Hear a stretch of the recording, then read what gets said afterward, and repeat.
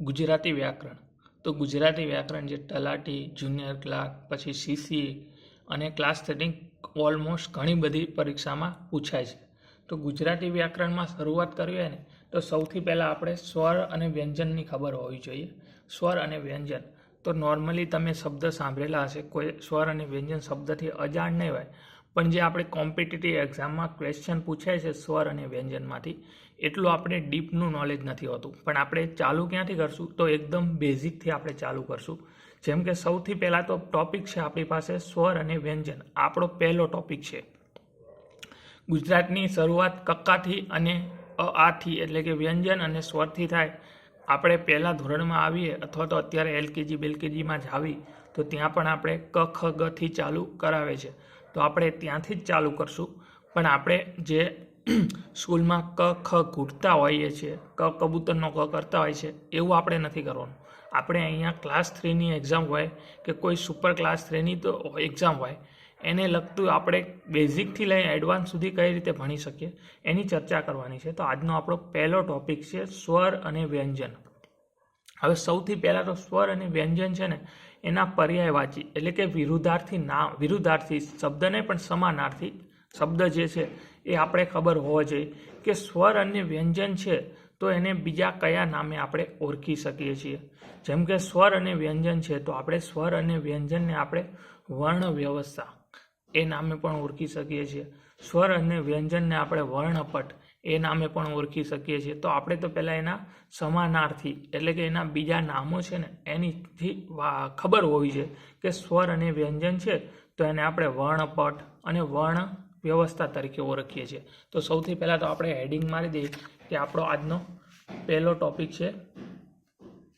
શું છે આપણો ટોપિક? તો પહેલો ટોપિક છે આપણો સ્વર અને વ્યંજન. સ્વર અને વ્યંજન. તો હવે આ જે સ્વર અને વ્યંજન છે, સ્વર અને વ્યંજન, તો આ જે સ્વર અને વ્યંજન છે એના આપણે બે નામ બીજા જોયા કે સ્વર અને વ્યંજનને આપણે વર્ણપટ કહી શકીએ. શું કહી શકીએ? વર્ણપટ કહી શકીએ. વર્ણપટ. હવે વર્ણપટ કીધું એ સિવાય આપણે એને વર્ણ વ્યવસ્થા કહી શકીએ. શું કહી શકીએ? વર્ણ વ્યવસ્થા કહી શકીએ.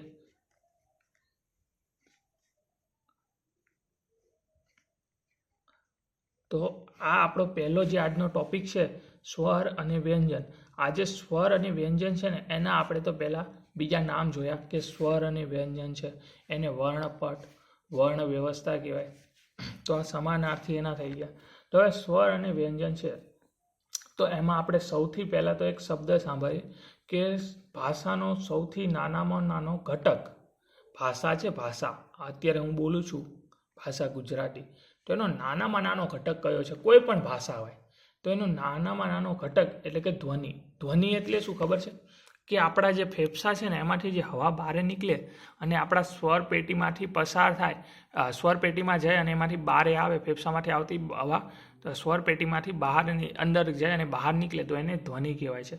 તો ભાષાનો સૌથી નાનામાં નાનો ઘટક ધ્વનિ છે. આ એક પરીક્ષામાં પૂછાઈ ગયેલો ક્વેશ્ચન છે કે ભાષાનો સૌથી નાનામાં નાનો ઘટક કયો છે? તો ધ્વનિ છે. તો આપણે અહીંયા પહેલું જ આપણું હેડિંગ આવી જાય એરો કરી કે ભાષાનો સૌથી નાનામાં નાનો ઘટક તો ધ્વનિ થાય. શું થાય? હવે આ ક્વેશ્ચન પૂછાઈ ગયેલો છે તો જોઈ શકીએ છીએ આપણે કે ભાષાનો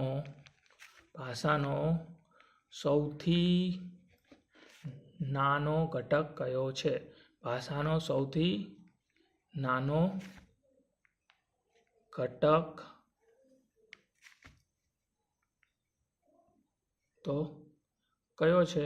ભાષાનો સૌથી નાનો ઘટક છે ધ્વનિ. કયો છે? ધ્વનિ. તો આ પ્રશ્ન પૂછાઈ ગયો છે પરીક્ષામાં કે ભાષાનો સૌથી નાનો ઘટક એટલે કે ધ્વનિ. અહીંયા હું લખી નાખું છું પીવાયક્યુ છે. આ શું છે? આ પીવાયક્યુ છે. તો ભાષાનો સૌથી નાનામાં નાનો ઘટક એટલે કે ધ્વનિ. હવે આ ધ્વનિ છે ને એ બે સ્વરૂપે બહાર આવે. કોઈ પણ હોય ને આ ધ્વનિ બે સ્વરૂપે બહાર આવે. કેટલા? બે સ્વરૂપે. કાં તો આ સ્વર સ્વરૂપે આવે અને કાં તો આ વ્યંજન સ્વરૂપે આવે. કયા સ્વરૂપે? વ્યંજન. તો ભાષાનો સૌથી નાનામાં નાનો ઘટક કયો છે? ધ્વનિ છે. આ એક એક્ઝામમાં પૂછાઈ ગયેલો પ્રશ્ન છે. અને ધ્વનિ કેટલા સ્વરૂપે આવે બહાર? તો 2 સ્વરૂપે આવે વ્યંજન. હવે દુનિયામાં કોઈ પણ પક્ષી, પ્રાણી, ઇન કેસ નાનું જન્મેલું બાળક બોલતું હોય, કોઈ પણ ભાષા લઈ લો, ઇંગ્લિશ, ગુજરાતી, સંસ્કૃત, તો એમાં ધ્વનિ છે ને 2 સ્વરૂપે જ બહાર આવે, સ્વર અને વ્યંજન. આપણે એક્ઝામ્પલ લઈએ કે કાગડો શું બોલે? કા કા કા કા કા કા કા. તો એમાં આપણે શું કા એટલે કે ક વત્તા આ શું થઈ ગયું? કા. શું થઈ ગયું? કા. તો કાગડો બોલ્યો કયા સ્વરૂપે આવ્યું? સ્વર અને વ્યંજન સ્વરૂપે આવ્યું. બંને સાથે આવી શકે, બંને અલગ રીતે. પછી ના કોઈ કોયલ બોલતી હોય તો હું તો શું આવ્યું? ક અને હ બારે આવ્યો. પછી કોઈક નાનું છોકરું જન્મેલું બાળક હોય રોતું હોય તો શું કહે? ઉમા ઉમા ઉમા. તો શું આવ્યું? આ ઉમા ઉમા. તો આવી રીતે ભાષાનો સ્વર ધ્વનિ છે ને ગમે ત્યાંથી બારે આવે ને તો 2 સ્વરૂપે જ આવે, કાં તો સ્વર અને વ્યંજન. દુનિયામાં કોઈ પણ તમે લઈ લો, પક્ષી, માણસ, ગમે લઈ લો. તો જો આપણે સ્વર અને વ્યંજનમાં જોયું કે ભાષાનો સૌથી નાનો ઘટક કયો છે? ધ્વનિ છે. ધ્વનિ કેટલા સ્વરૂપે બહાર આવે? તો 2 સ્વરૂપે બહાર આવે, એક તો સ્વર અને વ્યંજન. હવે આપણે આજે છે ને સ્વરની વાત કરીએ. તો સ્વર શું છે? સ્વર આપણો ટોપિક થઈ ગયો આજનો, સ્વર. આજે આપણે જેટલી ચર્ચા કરશું ને એ સ્વરની કરશું. તો સ્વર છે ને, સ્વર જે ધ્વનિનું સ્વતંત્ર રીતે ઉચ્ચારણ થઈ શકે તે ધ્વનિને સ્વર કહેવામાં આવે છે. શું કહે છે? કે જે ધ્વનિનું સ્વતંત્ર રીતે ઉચ્ચારણ થઈ શકે તે ધ્વનિને સ્વર કહેવાય. હવે સ્વતંત્ર ઉચ્ચારણ એટલે શું થાય? નોર્મલી છે, વિચાર કરો તમે કે અ બોલો, અ તો એમાં કાંઈ આવ્યો? કબૂતર, ખટારા, ગણપતિ, કાંઈ વ્યંજન એ કાંઈ આવ્યો? ન આવ્યો. પછી તમે બોલો આ, પછી તમે બોલો ઈ, પછી તમે બોલો મોટી ઈ, પછી તમે બોલો ઉ. તો આવી રીતે તમે બોલો જે ધ્વનિ એ સ્વતંત્ર છે. તો આવી એક વ્યાખ્યા આપી સ્વરની. તો આ વ્યાખ્યા આપી કે જે ધ્વનિનું સ્વતંત્ર રીતે ઉચ્ચારણ થઈ શકે તે ધ્વનિ એટલે કે સ્વર. તો શું કહેવાય? કે જે ધ્વનિનું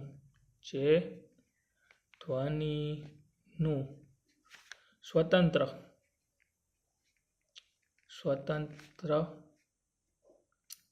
રીતે, થોડું લાઈન આડી જાય તો સોરી, સ્વતંત્ર રીતે ઉચ્ચારણ થઈ શકે, જે ધ્વનિનું સ્વતંત્ર રીતે ઉચ્ચારણ થઈ શકે તે. પછી આપણે અહીંયા 1 2 3 4 5. તો અહીંયા તમને ખબર પડી ગઈ કે જે ધ્વનિનું સ્વતંત્ર રીતે ઉચ્ચારણ થઈ શકે તે ધ્વનિને આપણે શું કહીએ છીએ? તો તે ધ્વનિને આપણે સ્વર કહીએ છીએ. હવે જો આ જે 5 ટીપકા મેં કર્યા ને, હવે એક્ઝામમાં આવી રીતે 5 ટીપકા આપી જાય અથવા 3 ટીપકા આપી જાય અને ડાયરેક્ટ ક્વેશ્ચન પૂછાય કે આને શું કહેવાય, આને શું કહેવાય, આવી રીતે ક્વેશ્ચન આવી જાય. આવી રીતે 1 2 3 4 5 આવી ટીપકા આપ્યા ને આની બરાબર શું થાય? આનો મતલબ શું થાય? તો આને ખંડ વર્ણ ચિહ્ન કહેવાય. શું કહેવાય? ખંડ વર્ણ ચિહ્ન. શું કહેવાય? ચિહ્ન. આ જોડણી યાદ રાખજો. આ જોડણી બહુ પૂછે. આપણે નોર્મલી બધા કેવી રીતે ચિહ્ન લખતા હોય ખબર છે તમને? ચ પછી અહીંયા ન, આવી રીતે ન લખાય. ચિહ્ન શબ્દ છે ને આવી રીતે લખાય. જો આ ચ પછી આ હ અડધો અને પછી ન આખો, એટલે આપણે જોડાક્ષર કરવો હોય ને તો આમ થાય ચી, આ ન અહીંયા આખો હોય તો આવી રીતે લખાય. તો આ પણ વસ્તુ યાદ રાખજો. આ ચિહ્નની જોડણી છે અને ગુજરાતી ભાષા છે એટલે એક નાની નાની વસ્તુ ઉપર ધ્યાન રાખવું પડે. તો આને શું હોય? ખંડ વર્ણ. અહીંયા 5 ટીપકા હોય, 3 ટીપકા પણ હોઈ શકે. તો આટલું છે. તો જો આપણે વાત કરીએ એનું પાછું પહેલેથી જોઈ લઈએ કે ગુજરાતી વ્યાકરણ છે તો એમાં આપણે સ્વર અને વ્યંજન ટોપિક છે. સ્વર અને વ્યંજનને બીજું શું કહેવાય? વર્ણપટ, વર્ણ વ્યવસ્થા. ભાષાનો સૌથી નાનામાં નાનો ઘટક એટલે કે ધ્વનિ.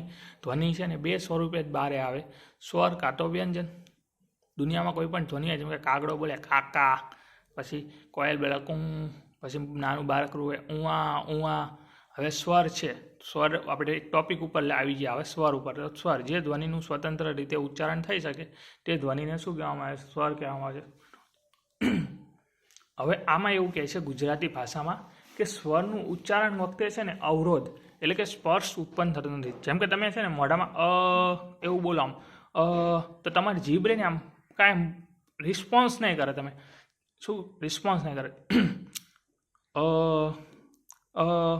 પછી તમે આ બોલો, આમ બોલવાની કોશિશ કરો, આ ઈ ઉ, તો તમને છે ને આમ બહુ આમ સ્વતંત્ર છે, અવરોધ સ્પર્શ નહીં થતો. એવું કહે છે કે સ્વરના ઉચ્ચારણ વખતે અવરોધ કે સ્પર્શ ઉત્પન્ન થતો નથી.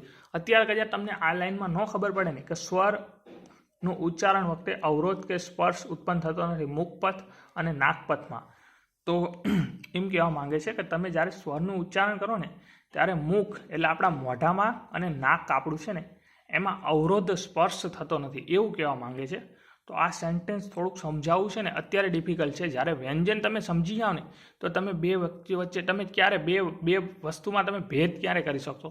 જ્યારે તમને બે વસ્તુના લાક્ષણિકતા તમને ખબર હોય, મતલબ કે તમને બે વસ્તુના ગુણો ખબર હોય ને તો તમે બંનેમાં ભેદ પાડી શકો.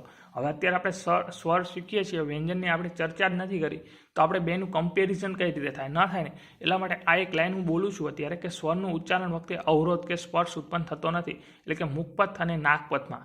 આવું સેન્ટેન્સ છે ને આપેલું છે અમુક અમુક જે ગુજરાતીમાં તજજ્ઞ હોય એમને આપેલું છે, બીજા તજજ્ઞએ થોડુંક અલગ વ્યાકરણ આપેલું છે. એ થોડા એકબીજાના હે ને એકબીજાના જે સેન્ટેન્સ છે ને એ અંદરો અંદર ગૂંચવાય છે. પણ અહીંયા તમે એક વસ્તુ યાદ રાખી શકો કે સ્વરના ઉચ્ચારણ વખતે અવરોધ સ્પર્શ થતો નથી. અવરોધ એટલે કે ક્યાંય એને કોઈ રોકતું નથી. મોઢામાં બોલવી ને તો ક્યાંય અટકતો નથી, નાકમાં પણ ક્યાંય અટકતો નથી. એટલે કે સ્વરના ઉચ્ચારણ વખતે અવરોધ કે સ્પર્શ ઉત્પન્ન થતો નથી. આ એક લાઈન તમે ગોખી નાખો. ચલો આપણે અહીંયા એક લાઈન હજી લખી નાખી સ્વરમાં કે સ્વરના ઉચ્ચારણ વખતે શું છે? સ્વરના ઉચ્ચારણ વખતે આ તમે જ્યારે વ્યંજન આપણે બીજું વિડીયો આવશે ને વ્યંજનનું, જ્યારે વ્યંજનનો વિડીયો આવશે ને ત્યારે આ તમને ઓટોમેટિક ખબર પડી જશે. સ્વરના ઉચ્ચારણ વખતે અવરોધ કે સ્પર્શ ઉત્પન્ન થતો નથી. અવરોધ કે સ્પર્શ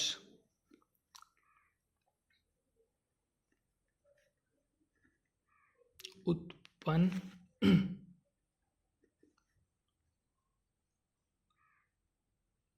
અહીંયા નહીં આવે, ઉત્પન્ન થતો નથી. તો આ એક વસ્તુ તમારે યાદ રાખી લેવાની કે સ્વર અને સ્વરના ઉચ્ચારણ વખતે અવરોધ કે સ્પર્શ ઉત્પન્ન થતો નથી. હવે વિચારો કે અવરોધ ક્યાં નથી થતો? તો અહીંયા મુખપથ અને નાકપથમાં, મુખમાં અને નાકમાં. મુખ પથ અને નાકપથ. હવે ડાયરેક્ટ આવું સેન્ટેન્સ પૂછાઈ જાય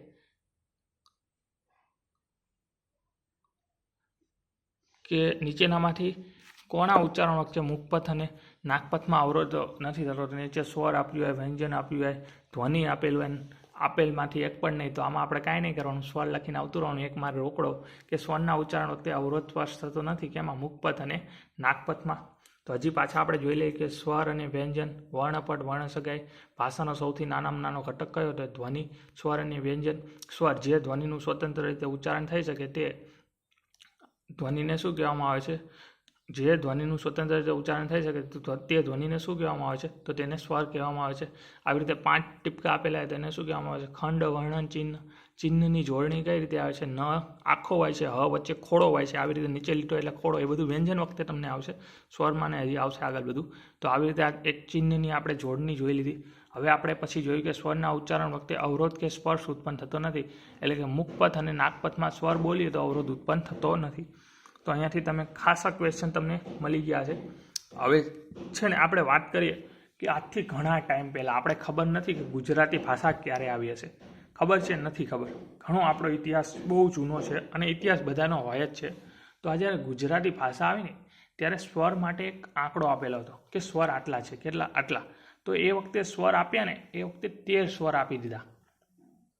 તો પછી જે અત્યારે થયા હશે કોક કે ઘણા ટાઈમ પહેલાં, તો એમને જે જૂના સ્વર આવતા હતા ને એમને એમ કીધું આ સ્વર છે ને પરંપરાગત છે. કયા છે?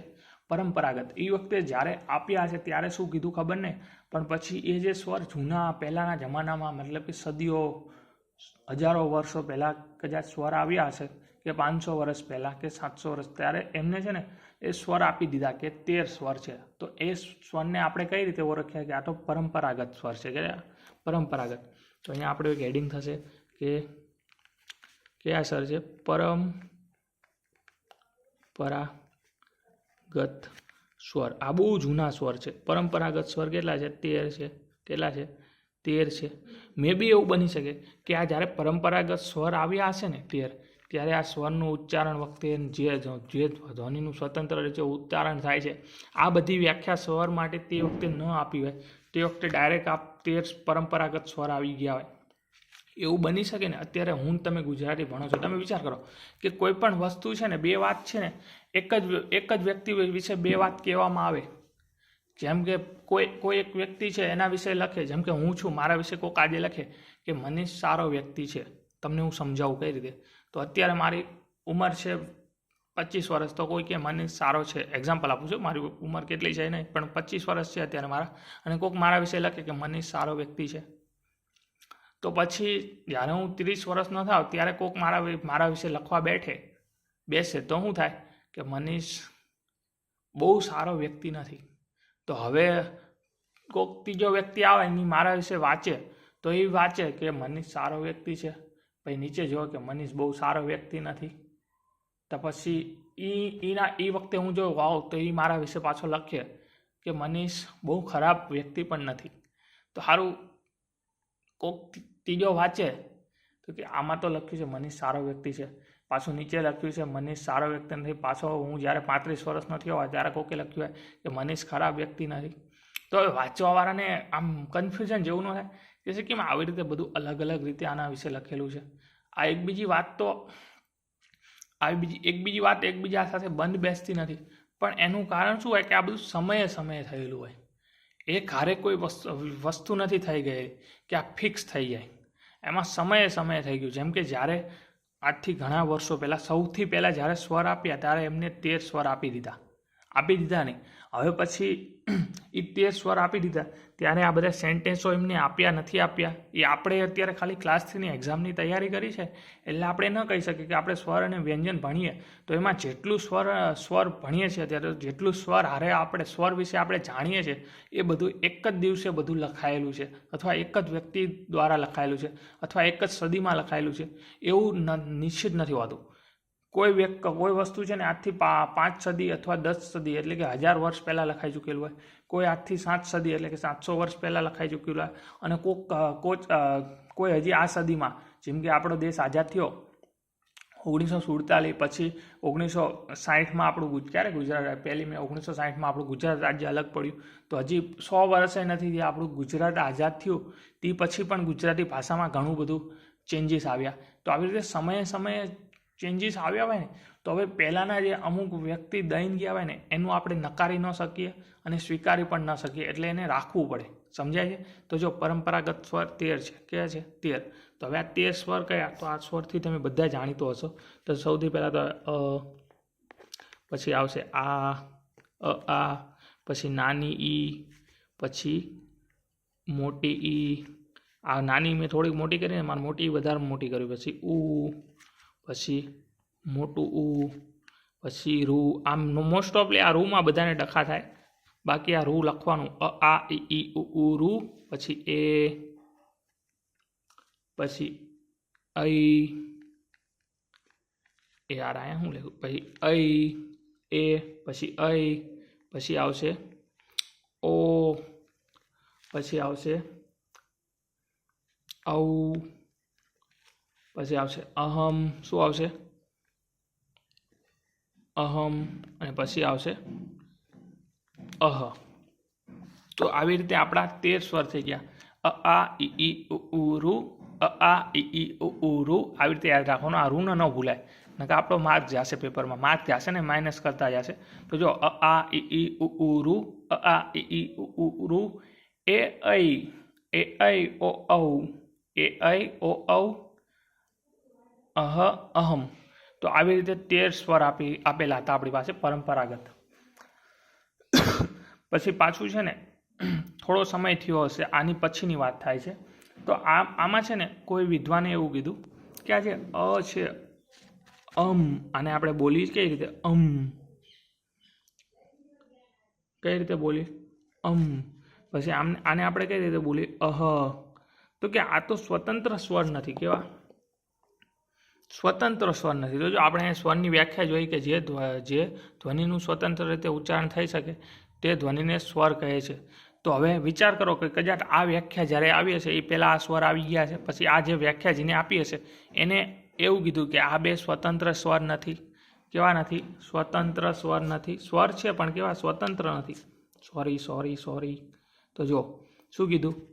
આ બે સ્વર છે ને એરિયાને સ્વતંત્ર સ્વર નથી. કેવા? સ્વતંત્ર સ્વર નથી એવું કીધું. તમે જોજો આમાં બધી વસ્તુ એક હારે નહીં આવે, થોડું ટાઈમ ટુ ટાઈમ આવશે, પણ આપણે બધું એક જ સાથે લઈને જવાનું છે. તો આપણે એટલી ખબર પડી કે પરંપરાગત કેટલા છે સ્વર? 13 છે. અ આ ઈ ઉ પછી થોડોક ટાઈમ થયો પછી કોક કે આમાંથી આ બે સ્વર તો સ્વતંત્ર નથી. તો એમને કીધું હવે એમને કે હું સ્વર કેવું તમને હાલો કયા છે, તો એને એક નામ આપ્યું કે મૂળભૂત સ્વરો. કયા? મૂળભૂત સ્વરો. કયા? મૂળભૂત સ્વર. તો એમને કાંઈ ન કરો, આ પરંપરાગત છે ને એમાંથી બેને કે આ સ્વતંત્ર નથી એટલે એમને કાઢી નાખ્યા. બાકીના 11 બેઠે બેઠા મૂકી દીધા. શું કર્યું? બાકીના 11 બેઠે બેઠા મૂકી દીધા. તો આ મૂળભૂત સ્વર કીધું. આ જેને વ્યાખ્યા આપી હશે કે જે ધ્વનિનું સ્વતંત્ર રીતે ઉચ્ચારણ થઈ શકે, મે બી એને આપી હશે, અથવા તો આ એને નહીં આપ્યા પણ એને આ બેને કાઢી નાખે કે મૂળભૂત સ્વરો કેટલા છે? તો 11 છે. સ્વતંત્ર સ્વર નથી. અ અને અહમ, અને અહમ.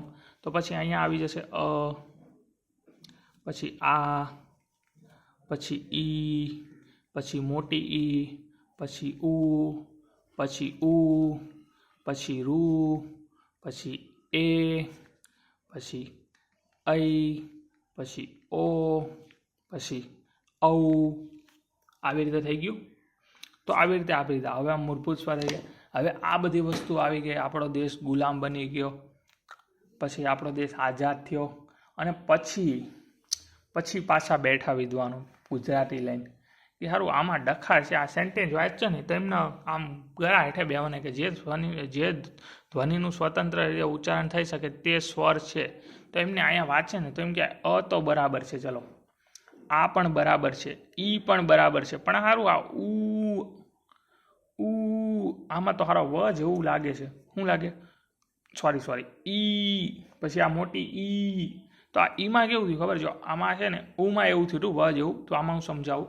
તો પાછા નવા લોકો બેઠા ને જે નવી ભાષાની સમજ મુજબ, જેને શું કહેવાય આ આઝાદી પછીની વાત છે, આને હજી બહુ ટાઈમ નથી થયો. આજે નવી ભાષાની સમજ મુજબ, કઈ નવી ભાષાની સમજ મુજબ, નવી ભાષાની સમજ મુજબ એને આપણે બીજી રીતે યાદ રાખવા તો માન્ય સ્વર. કેટલા?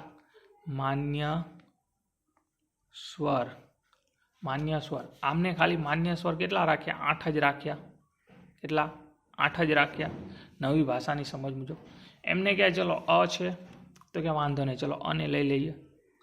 પછી આ છે તો એને લઈ લીધો. પછી નાની ઈ છે તો એને પણ લઈ લીધો. પણ આ મોટી ઈ આવ્યું ને તારે એમને અહીંયા બધા બેઠા હતા. તો એમને કહે તું લખતો કે ખાય લખો તો ખાય. તો અહીંયા ઘણા લોકો બેઠા હતા. તો એમ લખ્યું ખાય લખો ખાય. તો એક જણાએ ખાય આમ લખ્યું ખાય, અને બીજા જણાએ ખાય આમ લખ્યું ખાય. તો હવે આમાં તો સારું બેનું ઉચ્ચારણ તો સરખું જ થાય છે. ખાય, ખાય. ખબર પડે?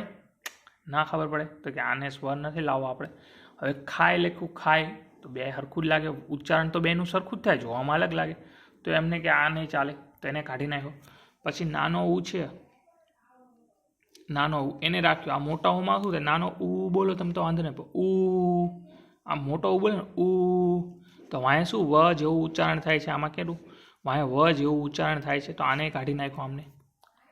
પછી રૂ, તો રૂમાં તો પહેલાં જ રૂ, એમાં શું રૂ, તો એમાં તો ર જેવું ઉચ્ચારણ થાય છે. તો આ રૂને કાઢી નાખ્યો. રૂ, તો આને કાઢી નાખ્યો. પછી આ એ, તો કે વાંધો નહીં, ચલો એને રાખો, એને રાખ્યો. પછી આ છે ઐ. શું છે? ઐ. તો એટલે આમાં પાછળ અ જેવો ઉચ્ચાર થાય છે ઐ. પછી આમાં તો છે ને આમાંય તમે વિચાર કરો, તમે કોકને એમ કહો જયમીન લખ, તો કોક જયમીન આમ લખે, જો જય પછી મીન, જયમીન. અને કોક જયમીન આમ લખે જય મીન. તો હવે ભલે બે લખ્યું અલગ અલગ પણ બેનું ઉચ્ચારણ કેવું થાય છે? સરખું જ થાય છે. જયમીન, જયમીન. તો આ જયમીન છે ને એમાં પણ ડખો થયો એટલા માટે અઈને કાઢી નાખ્યો. પછી કે ઓ, તો પાછો ઓને રાખ્યો. ઓ કે ભલે રહ્યો ઓ. પછી અહીંયા ઔ, અહીંયા ઔ, અહીંયા આવું જ લખેલું છે આમ છે ને. તો અહીંયા ઔ, આનો ઉચ્ચાર કેવો થાય? ઔ. તો આમાં વ જેવો ઉચ્ચાર આમાં પણ થાય છે. તો આને પણ કાઢી નાખ્યો. તો હવે આટલા થઈ ગયા. હવે અહીંયા જો અ આ ઈ, પછી ઉ, પછી એ, પછી ઓ. અ આ, પછી નાની ઈ, નાનું ઉ, એ અને ઓ. હવે આ થઈ ગયા 1 2 3 4 5 6. કેટલા થઈ ગયા? 5 6. હજી બે નવા લાયા પાછા આમને ક્યાં બોલો? શું બોલો? એ છે ને કે એ પછી એ પછી એ. તો કે આપણે બોલીએ એપલ, એપલ. તો કે એપલ. શું કે એપલ? તો આમને લાયા આવી રીતે ઊંધો લીટો કરી નાખ્યો પછી આ ઓ છે તો કે શું કીધું? આ બધું તમને યાદ રહે એટલા માટે હું આ બધા ખેલ કરું છું, બાકી કાંઈ નહીં. તો જો આપણે ઓગસ્ટ લખીએ, ઓગસ્ટ. આપણે ઓગસ્ટ લખીએ, આપણે બોલવી કઈ રીતે? આવી રીતે બોલીએ ઓગસ્ટ. તો આવી રીતે લખવા જોઈએ ને ઓગસ્ટ. પણ મોસ્ટ ઓફલી લોકો કેવી રીતે લખવા? August, August. એટલે ઓગસ્ટ નહીં, ઓગસ્ટ. પછી એપલ. તો એપલનું આવી રીતે ન લખાય. પલ એમ ન લખાય. એપલ. આપણે કેવી રીતે બોલીએ? એપલ. આપણે બોલીએ એપલ પણ લખીએ કઈ રીતે? ઉપર. તો આ રીતે લખાય. ઓગસ્ટ આમ લખાય, આવી રીતે ન લખાય. એપલ આમ ન લખાય, આવી રીતે લખાય. તો અહીંયા તો આ એ, તો ઓ, તો અહીંયા તો અહીંયા ઓ, તો અહીંયા તમે આ યાદ રાખો ને ઓગસ્ટ. તો ઓગસ્ટ આવી રીતે લખાશે. આ ઓ જોશું, એપલમાં આ એ જોશું. પછી એક બીજા બે શબ્દ પણ આપણે લઈ લઈએ. જેમ કે આપણે મોર લખીએ તો આપણે જે રાષ્ટ્ર પક્ષી છે મોર, આપણે એમ કે મોર. શું કે મોર? એટલે જે ઓલા લીમડો છે, પછી કેરી છે, એમાં જે ફૂલ આવે ને એને મોર કહેવાય. પછી આપણે ઇંગ્લિશમાં કહીએ મોર, એટલે હજી વધારે. તો એ પણ મોર આવી રીતે કહે. પછી આપણે કોઈ દુકાનમાં ચોરી કરી હોય તો આપણે એમ કે ચોરી. તો એ ચોરી અલગ. પછી કોઈ છોકરીના લગ્ન હોય ને એની ચોરી હોય તો એને એમ કહે ચોરી. તો અહીંયા આ લખાય. તો આ વસ્તુ બહુ નાની છે, પણ તો હવે આપણે આખાનું રિવિઝન કરી નાખ્યું પેજનું. તો જો ગુજરાતી વ્યાકરણ, સ્વર અને વ્યંજન, વર્ણપટ. હું પહેલાં પાણી પી લઉં, ગળું સુકાઈ ગયું.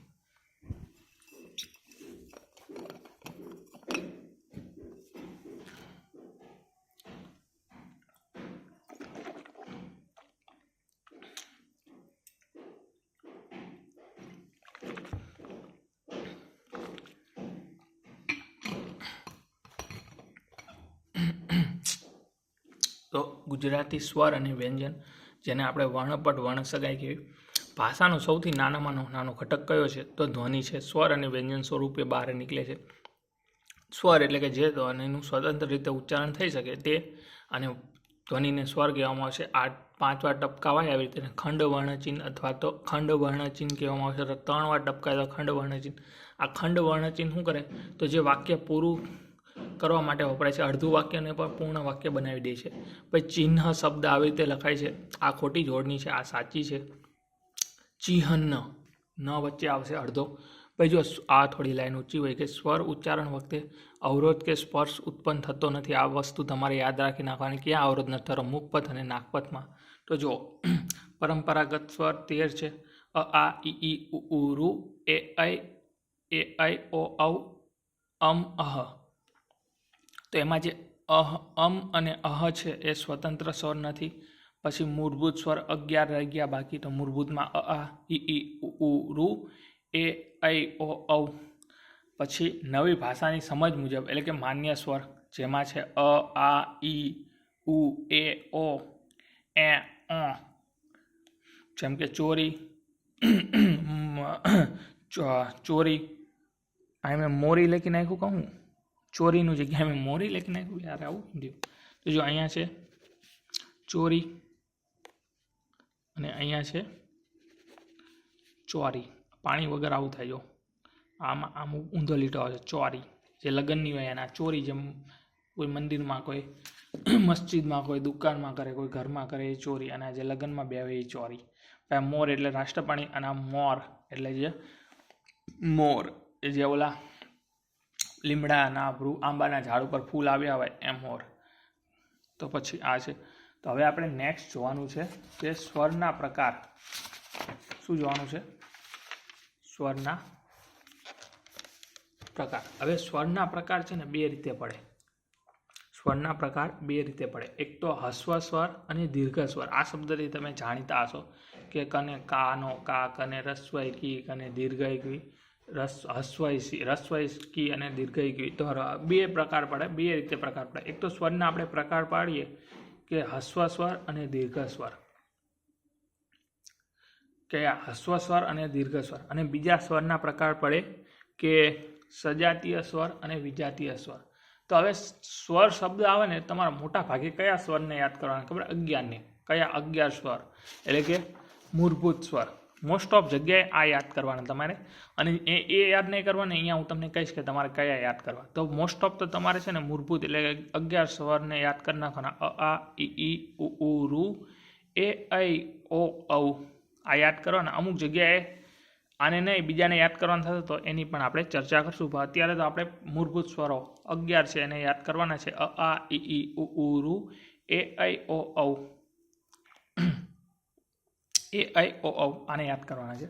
તો આપણે સ્વરના પ્રકાર પાડીએ ને તો સ્વરના બે રીતે પ્રકાર પડે અને બંનેમાં બે પ્રકાર પડે. જેમ કે સ્વરના આપણે પ્રકાર પાડીએ કે હસ્વ સ્વર અને દીર્ઘ સ્વર. એ સિવાય સ્વરના આપણે પ્રકાર પાડીએ કે સજાતીય સ્વર અને વિજાતીય સ્વર. તો સૌથી પહેલાં તો આપણે સ્વરના બે પ્રકાર પડે છે. એમાં પહેલા પ્રકારે જોઈએ તો હસ્વ સ્વર અને દીર્ઘ સ્વર એની વાત કરીએ તો અહીંયા આપણો ગોળ ટપ્પું કરી અને સ્વરના પ્રકાર. સ્વરના પ્રકાર. તો સ્વરના આપણે પ્રકારની વાત કરીએ તો અહીંયા આપણે લખી નાખીએ કે રસ્વ સ્વર,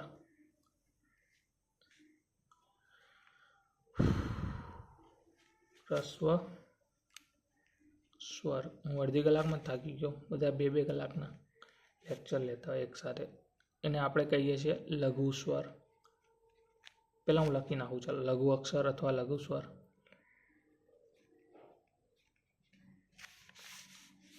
તો અમે પહેલાં લખી નાખ્યું કે રસ્વ સ્વર અને બીજું છે આપણી પાસે દીર્ઘ સ્વર. હવે જો રસ્વ સ્વર, દીર્ઘ સ્વર. હવે આ રસ્વ સ્વર છે ને એનું ઉચ્ચારણ કેવું થશે ખબર? ટૂંકું ઉચ્ચારણ થશે. કેવું? રસ્વ સ્વરનું ઉચ્ચારણ ટૂંકું ઉચ્ચારણ થશે. અને દીર્ઘ સ્વર છે એ દીર્ઘ સ્વર એનું ઉચ્ચારણ કેવું? આખું આડું થઈ ગયું. દીર્ઘ સ્વરનું ઉચ્ચારણ લાંબુ થશે. કેવું થશે? લાંબુ. હવે આ લાંબુ ટૂંકા ઉપરથી તમને યાદ પડે કે આપણે બે શબ્દથી શું કહેવાય ને જાણકાર છીએ એટલે કે પરિચિત છીએ, ગુરુ અને લઘુ. હવે ગુરુનો મતલબ શું થાય? ગુરુ એટલે મોટા હોય હંમેશા. આપણે આમ યાદ ન રહે, તમે યાદ ગોખી નાખો કે ગુરુ મોટા હોય. આપણે પગે લાગી ગુરુને એટલે ગુરુ મોટા એટલે કે લાંબુ ઉચ્ચારણ થતું હોય એને આપણે ગુરુ કહીશું. ગુરુ અક્ષર. તો આ યાદ રાખી શકાય આવી રીતે, ગુરુ અક્ષર. તો ઓટોમેટિક લઘુ માટે આપણે ટૂંકું ઉચ્ચારણ છે એટલે લઘુ છે. એટલા માટે આને હસ્વ સ્વર, રસ્વ સ્વરને શું કીધું? તો લઘુ અક્ષર કીધા. તો અહીંયા લાંબુ ઉચ્ચારણ છે એટલે દીર્ઘ સ્વરને ગુરુ અક્ષર કીધા. તો હવે આપણી પાસે રસ્વ સ્વરમાં કેટલા આવશે? તો 4 આવશે. કયા? તો અ આવશે, પછી નાની ઈ આવશે, મોટી ઈ નહીં આવે, નાનું ઉ આવશે, મોટું ઉ નહીં આવે, અને રૂ આવશે. તો આ 4 વસ્તુ આપણી પાસે આવશે. અ, પછી ઈ, પછી ઉ અને પછી રૂ. તો હવે ટોટલ આપણે વાત કરી કે સ્વર વાત કરી ત્યારે આપણે કેટલા યાદ કરવાના?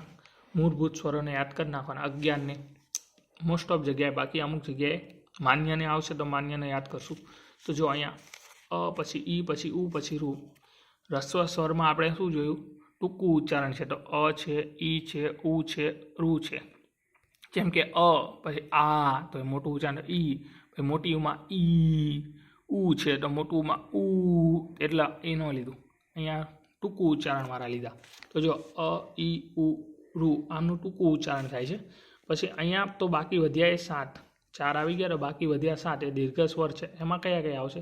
તો એમાં આ છે, પછી મોટી ઈ છે, પછી મોટું ઉ છે, પછી એ છે, પછી ઐ છે, પછી ઓ છે, પછી ઔ છે. આવી રીતે કેટલા 4 ને 7 ટોટલ થઈ ગયા આપણી પાસે 11 સ્વર. તો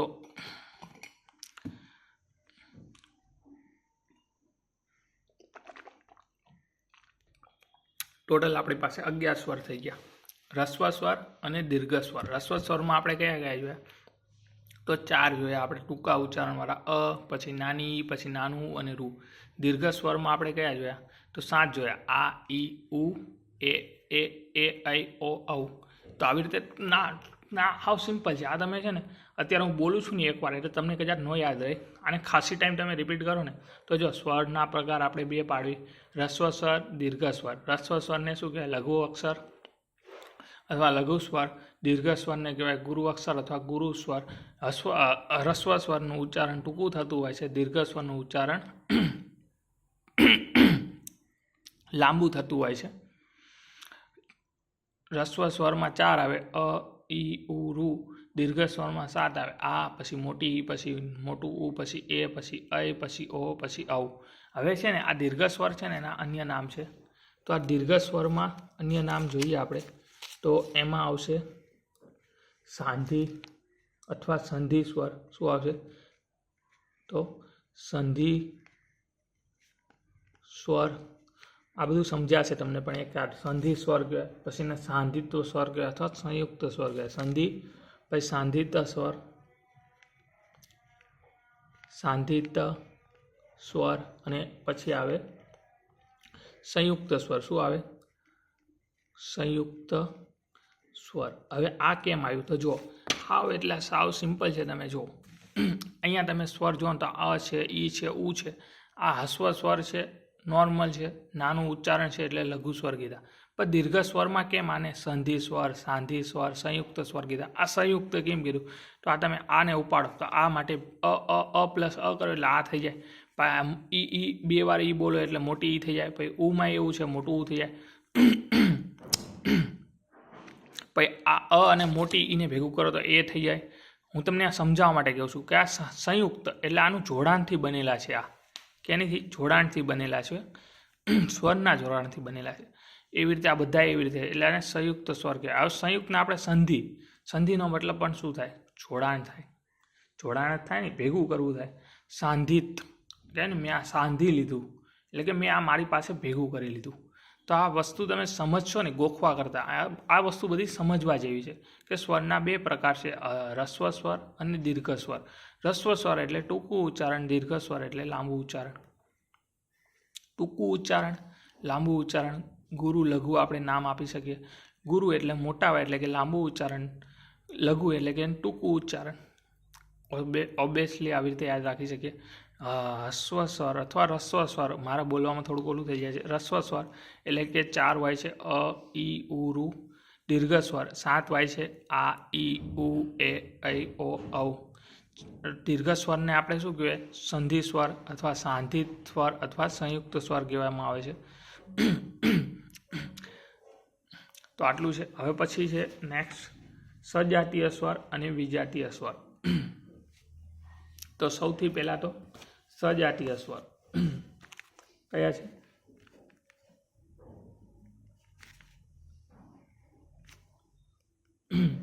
સજાતીય સ્વર, સજાતીય.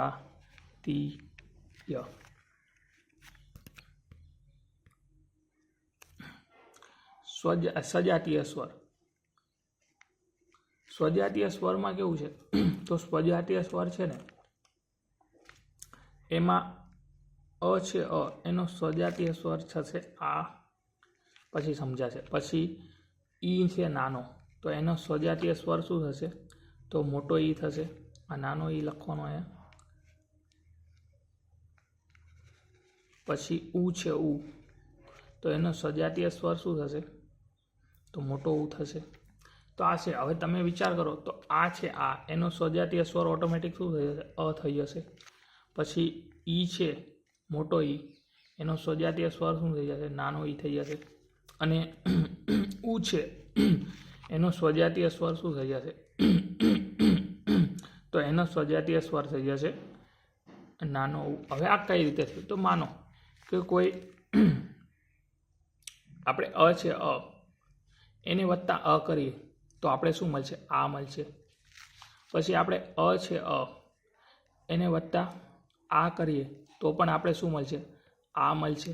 અને આપણે આ છે એને વત્તા આ કરીએ તો પણ આપણે શું મળશે? આ મળશે. હવે આ હું તમને મસ્ત રીતે સમજાવું. માનો કે આ કોક મેલ છે અને આ કોક ફિમેલ છે. શું છે? આ ફિમેલ છે. હવે આ બેના મેરેજ થાય છે તો આ પણ વ્હાઇટ છે અને આ પણ વ્હાઇટ છે. તો આ બંનેના સંતાન કેવા થવાના? વ્હાઇટ જ થવાના ને. કેવા થવાના? વ્હાઇટ જ થવાના ને. તો એવું જ છે કે અ ભેગા કરો તો પણ શું થશે? વ્હાઇટ થશે. અથવા માની લો કે આ બહુ વ્હાઇટ છે, છોકરો છે એ વ્હાઇટ છે અને આ છે કેવી છે? બહુ વ્હાઇટ છે પણ છે વ્હાઇટ. તો હવે આ છે અ એ ભેગું કર્યું તો શું થયું? આ થયું. તો બહુ વ્હાઇટ જ થયું, બહુ વ્હાઇટ જ થયું. પછી આ અ છે અને આ કર્યું તો પણ બહુ વ્હાઇટ થયું.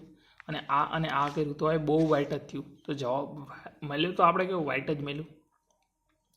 તો એવું છે આ. જેમ કે અ છે એનો સજાતીય સ્વર આ છે, આનો સજાતીય અ છે, એવી રીતે છે. બીજું કાંઈ છે ને. આનું પરિણામ છે ને સરખું મળે. તમે સમજો કે અમાં અ નાખો તો પણ આ મળે, અમાં આ નાખો તો પણ આ મળે અને આમાં આ નાખો તો પણ આ મળે. એટલે કે સજાતીય. આમનું રિઝલ્ટ સરખું મળે ને એટલે આમને સજાતીય કહેવાય. હું અહીંયા તમને એ નથી કહેતો તમે અનો સજાતીય આ છે. કઈ રીતે? કેમ કે તમે અમાં અ નાખશો ને તો પણ આ મળશે અને આમાં આ નાખશો ને તો પણ આ મળશે. સમજો તમે? સમજ્યા કે નહીં? એમ છે. તો અનો સજાતીય આ છે, આનો સજાતીય અ છે. કેમ કે આ અહીંયા સમજવાનું શું છે કે અમાં અ નાખીએ ને તો આ મળશે, પછી અમાં આ નાખીએ તો આ મળશે અને આમાં આ નાખશું તો આ મળશે. અહીંયા આપણે પ્લસ માઇનસ કરવાનું અહીંયા નથી જરૂર. અહીંયા આપણે શું કરીએ છીએ કે બે અ ભેગા કરીએ તો પણ આ મળે છે અને બે આ ભેગા કરીએ તો પણ આ મળે છે અને એક અ અને આ ભેગા કરીએ તો પણ આ મળે છે. એટલે આમનું રિઝલ્ટ સરખું મળે છે. એટલા માટે આમને સ્વજાતીય સ્વર કહેવામાં આવે છે. જેમ કે બે નાની ઈ ભેગી કરવી તો આ મોટી ઈ થાય, બે મોટી ઈ ભેગી કરવી તો આ મોટી ઈ થાય, એક નાની અને એક મોટી ઈ ભેગી કરવી તો પણ મોટી ઈ થાય. એટલા માટે આને સ્વજાતીય સ્વર કહેવામાં આવે છે. આ વસ્તુ તમે 2-3 વાર સાંભળશો ને તો તમને સમજણ પડી જશે. હું હજી એકવાર એક્સપ્લેન કરવાની વાત કરું કે સજાતીય સ્વર. હું પાણી પી લઉં એક જ મિનિટ.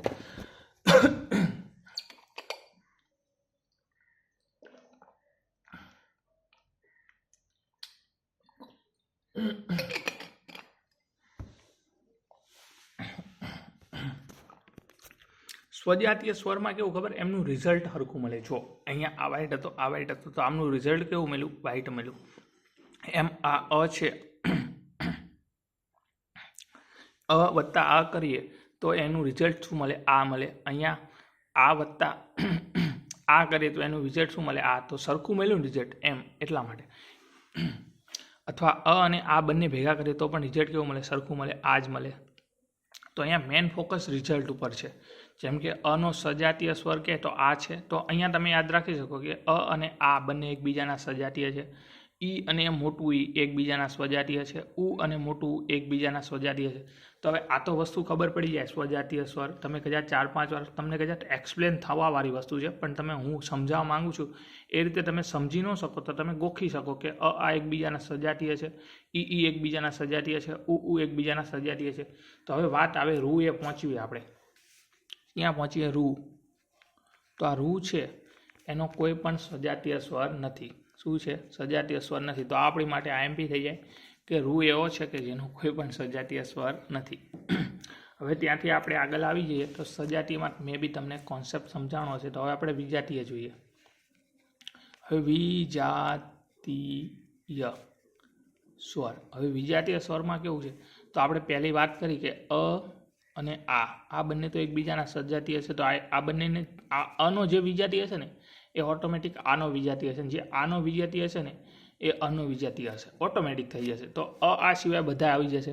તો પહેલાં આપણે ઈ, પછી મોટી ઈ, પછી ઉ, પછી મોટું ઉ, પછી રૂ, રૂ પછી આપણે કયું આવે એ, પછી આવે ઐ, પછી આવે ઓ, પછી આવે ઔ, અહીંયા જ આવું થઈ ગયું એ, પછી ઓ, પછી ઔ. અહીંયા આપણે કયા સ્વરને ધ્યાન લઈએ છીએ?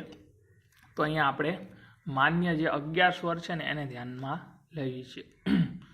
નહીં, મૂળભૂત, સોરી, માન્ય નહીં, આપણા જે અહીંયા મૂળભૂત કયા સ્વર, આપણા જે અહીંયા મૂળભૂત સ્વર 11 છે ને એને આપણે ધ્યાનમાં લઈએ છીએ. અહીંયા તમારે મારી જેવી મિસ્ટેક ન થાય ને તો તમારે શું યાદ રાખવાનું? મૂળભૂત અને માન્ય. મૂળભૂત મોટું છે એટલે એમાં 11 આવશે, માન્ય શબ્દ નાનો છે એટલે એમાં 8 આવશે.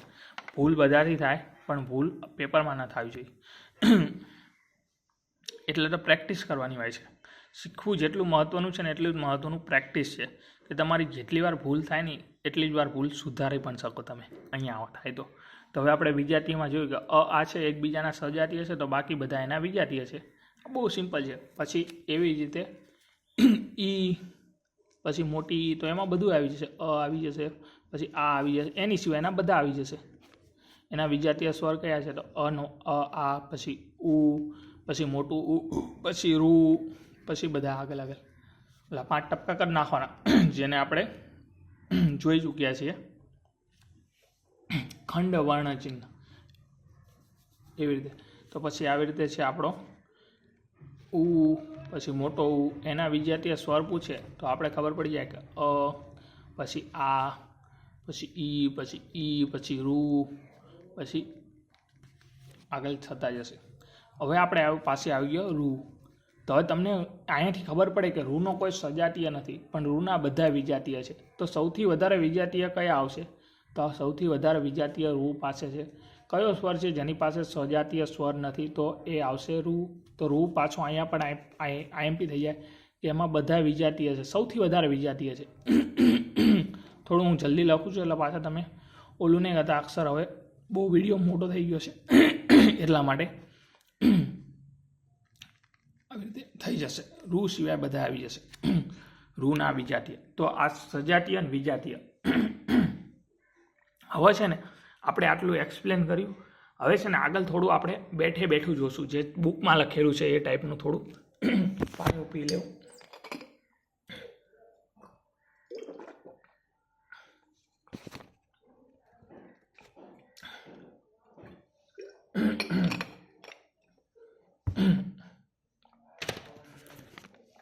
હવે છે ને આપણે થોડી થિયરી જોઈ લઈએ કે કઈ રીતની હોય.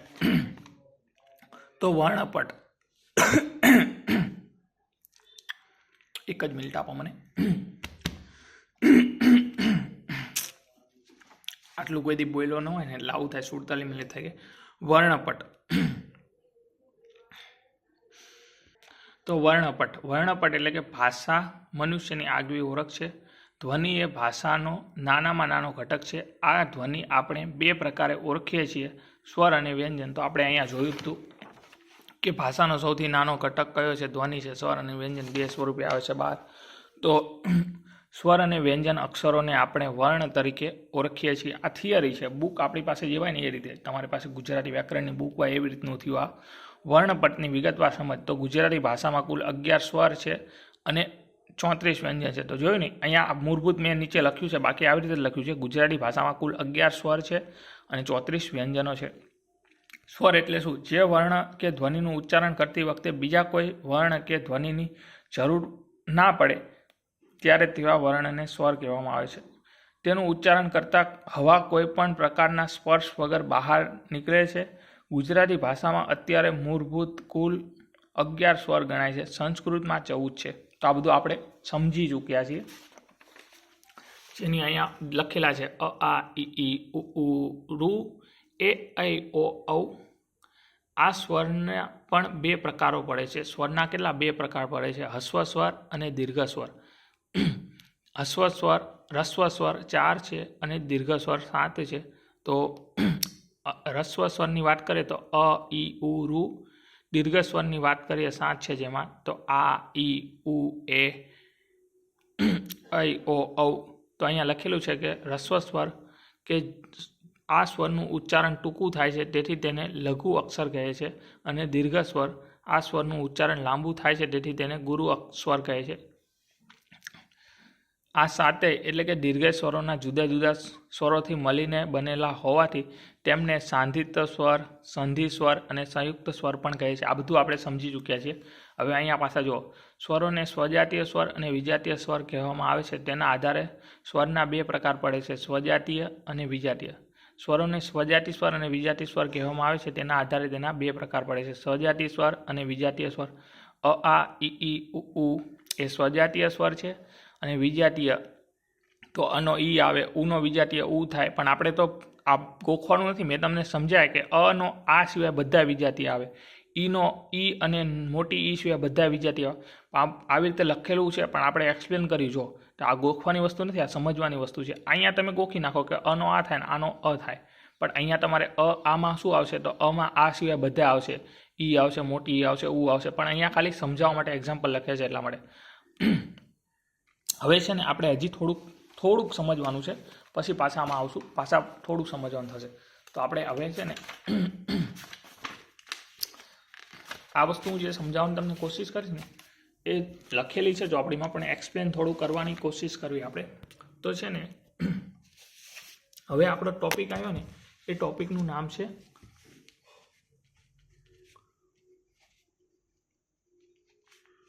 ઉચ્ચારણ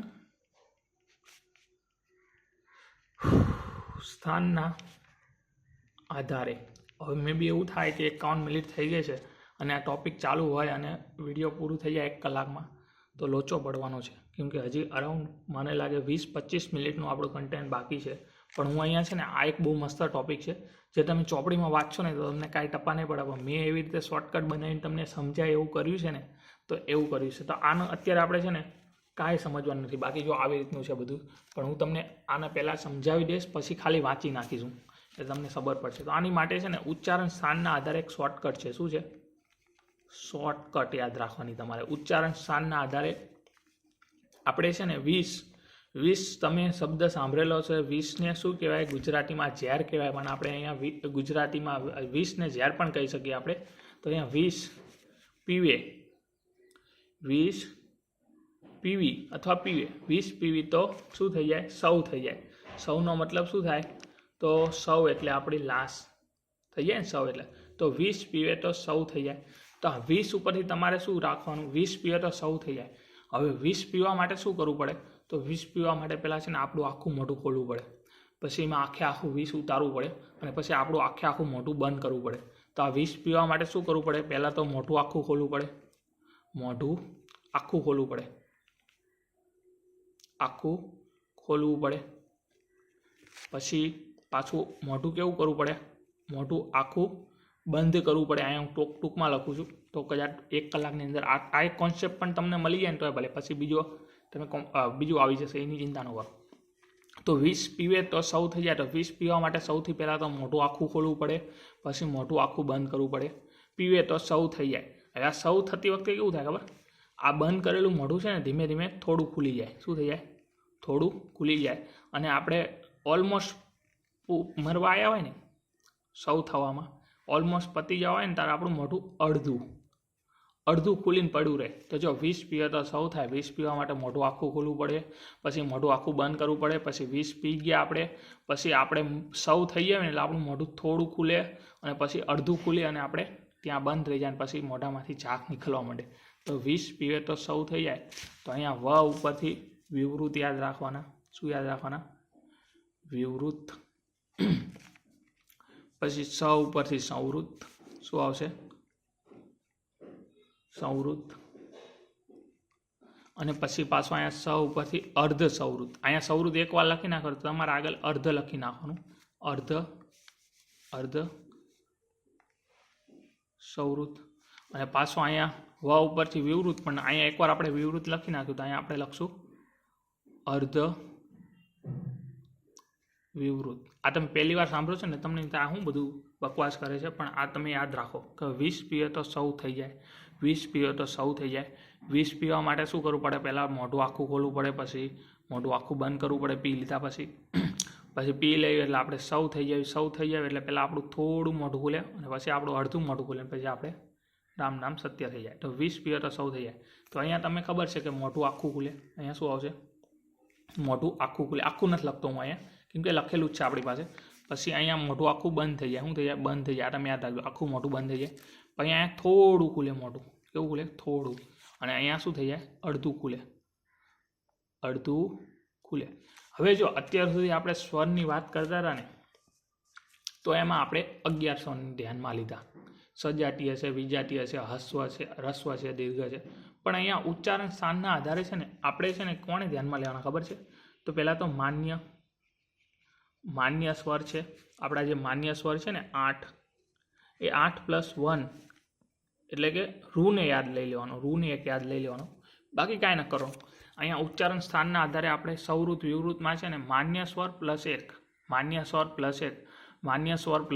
ઉચ્ચારણ સ્થાનના આધારે શું આવશે? માન્ય સ્વર +1 એટલે કે 8+1 એટલે કે રૂ એક યાદ એડ કરી નાખીએ એટલે આપણે ઉચ્ચારણ સ્થાન આધારે થઈ જાય. તો હવે આપણે ક્રમ તો બધાને ખબર જ છે કે પહેલાં શું આવશે?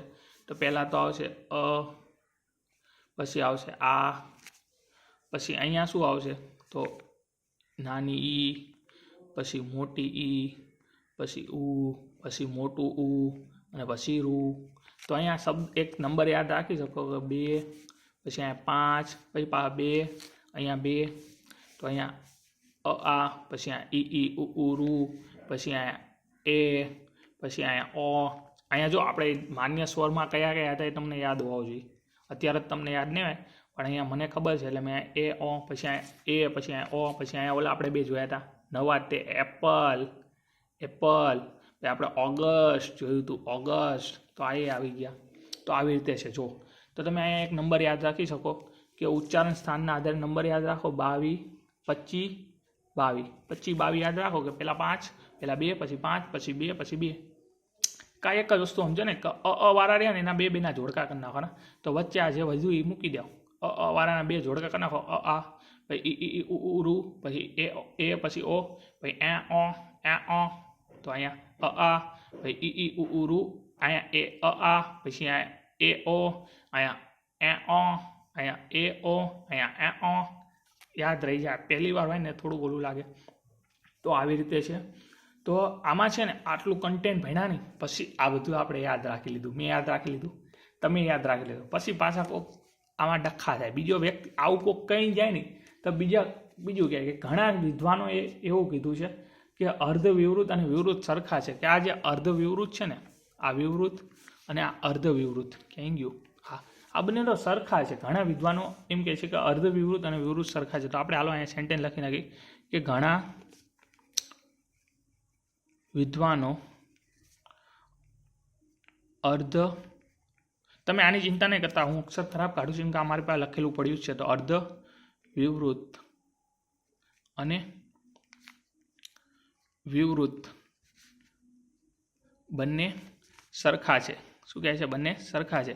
હવે આ સેન્ટેન્સ આવું કહી દીધું, આપણે આ બધું ગોખી નાખ્યું, યાદ રહી ગયું, ખબર પડી ગઈ 20 પીએ તો 100 થાય, 20 મોટું આખું ખુલે, મોટું અડધું ખુલે.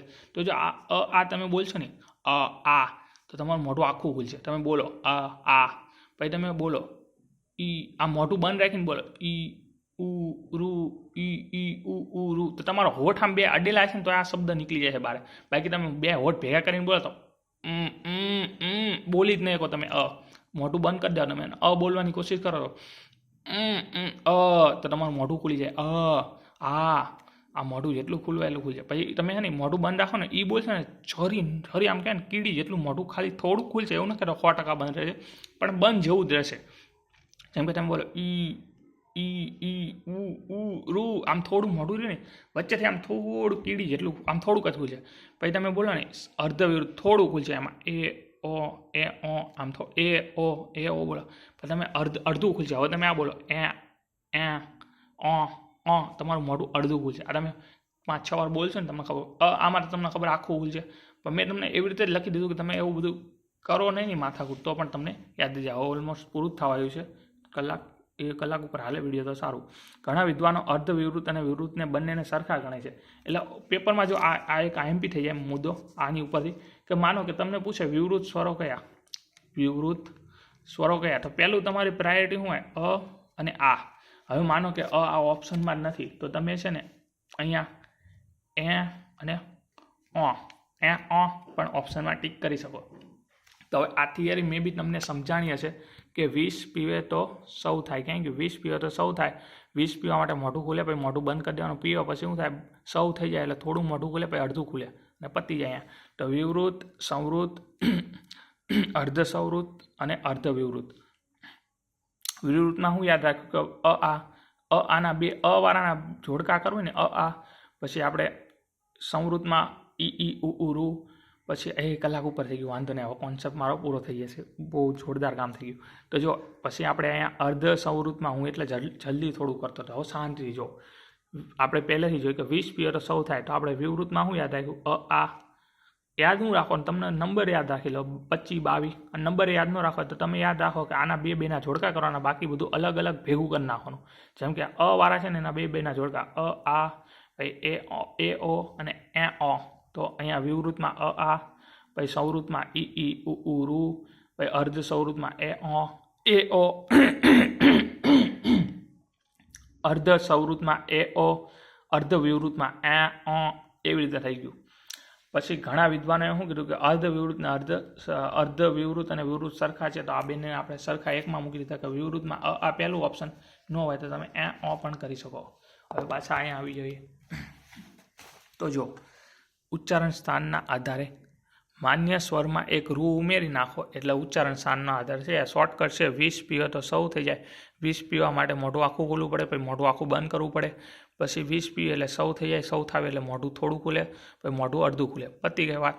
નંબર છે 25, 22. નંબર યાદ ન રહે તો આના વાળા બે જોડકા કરી નાખવાના, બાકી બધું વધે એકમાં મૂકી દેવાનું. તો પહેલાં આ પછી ઈ ક્રમ પ્રમાણે છે, જો આમાં ક્યાંય આઘું પાછું નથી થતું.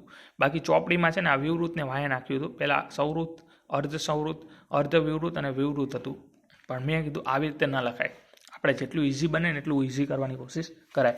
બુકમાં લખેલું હોય પણ બુક લખવાવાળામાં ફેર પડે ને. આપણે આ બુક પીડીએફમાંથી જ લખેલું છે, મારી પાસે ગુજરાતી વ્યાકરણની બુક કંઈ નથી. તો જો આવી રીતનું છે, પીડીએફમાંથી અમે લખેલું છે બધું. તો જો આપણે જોયું કે વિવૃત સ્વર તો આખું મોઢું ખુલે, સંવૃત સ્વર તો ઈ ઉ રૂ, મુખ લગભગ બંધ હોય, પછી અર્ધ સંવૃત એ ઓ, અમારા આ બોલાઈ જાય છે ભૂલથી, એ ઓ, મુખ થોડું ખુલ્લું હોય. અર્ધ વિવૃત સ્વર મુખ અડધું ખુલે. ઘણા વિદ્વાનો અર્ધ વિવૃત અને વિવૃત બંને સરખા ગણે છે, તો આપણે આનું આપેલું હોય તો વિવૃત સ્વર પણ ઓપ્શન ટીક કરી શકે. હવે હજી આપણે છે ને થોડુંક બાકી છે, તો એની વાત કરીએ આપણે. તો જો હજી એક પેજ આપણે જોશું, પેજ મારા ખ્યાલથી લાસ્ટ હશે, મને ખબર નથી, પેજ લેવું પડશે બીજું, કે પછી હું તમને અહીંયા સમજાવી દઉં. અહીંયા પેજ લેવા ઉભો નથી થતો, અહીંયા સમજાવી દઉં, અહીંયા આવી જશે કમ્પ્લીટ.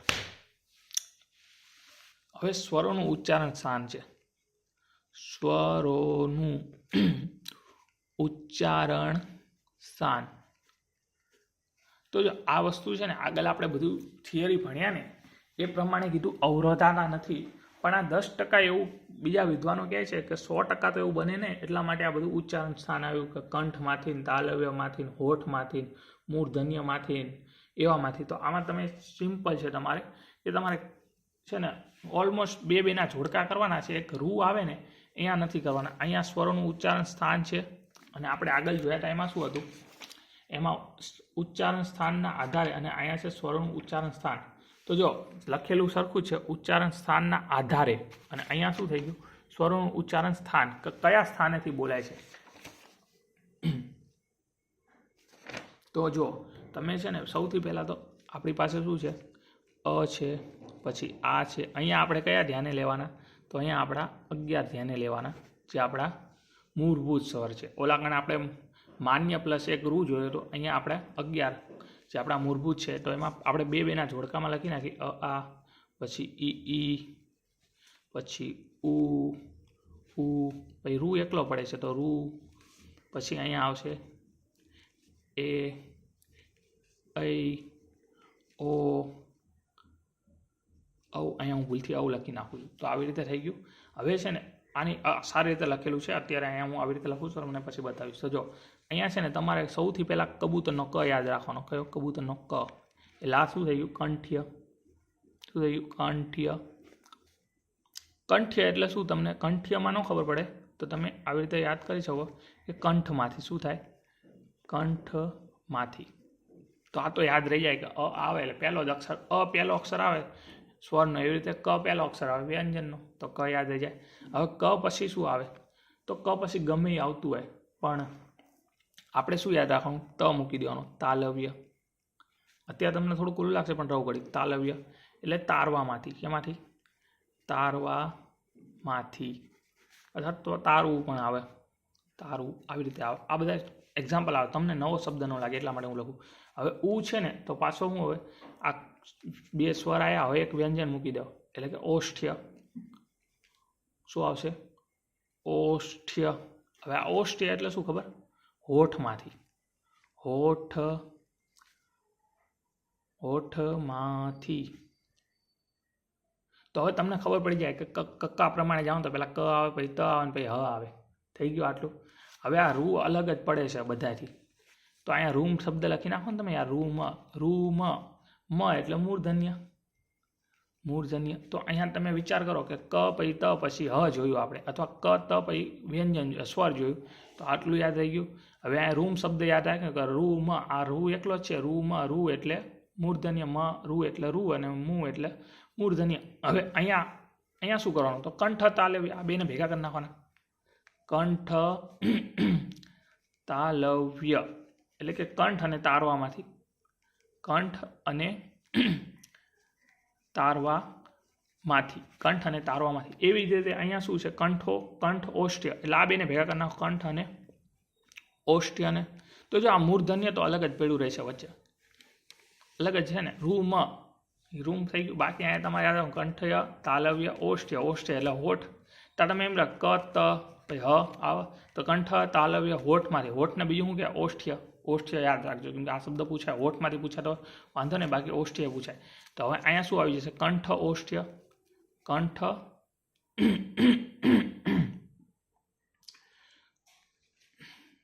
કંઠ્ય. અહીંયા ઠર કરીને કંઠ્ય. કંઠ જ આવશે અહીંયા તો. જો કંઠ પછી શું આવશે? ઓષ્ઠ્ય. કંઠ ઓષ્ઠ્ય એટલે કંઠ અને હોઠમાંથી. આ શું છે?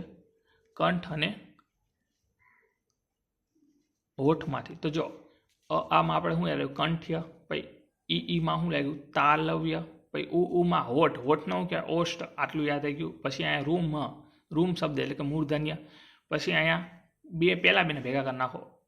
એમાં તો કંઠ તાલવ્ય. પછી આ ઓ અને ઔમાં શું યાદ રાખવાનું? તો પહેલા અને ત્રીજાને ભેગમાં કરી નાખો. ક બધે આવશે. અહીંયા ક આવી ગયો ને અહીંયા બે જગ્યાએ આવશે, 3 જગ્યાએ આવી ગયો. પછી અહીંયા આવશે કંઠ ઓષ્ઠ્ય. હવે આ બહુ બધું ગડબડવાળું છે, તો આપણે અહીંયા આવી જઈએ. તો જો સ્વરોનું ઉચ્ચારણ સ્થાન, તો સ્વર ઉચ્ચારણ સ્થાન તો આ કંઠ્યમાંથી બોલાય. ઈ એટલે કે તાલવ્ય તારવામાંથી બોલાય, તારવું કહેવાય. પછી ઉ એટલે ઓષ્ઠ્ય અથવા હોઠમાંથી, તો ક પછી ત આવે પછી હ આવે. હોઠમાંથી એટલે કે ઓષ્ઠ્ય.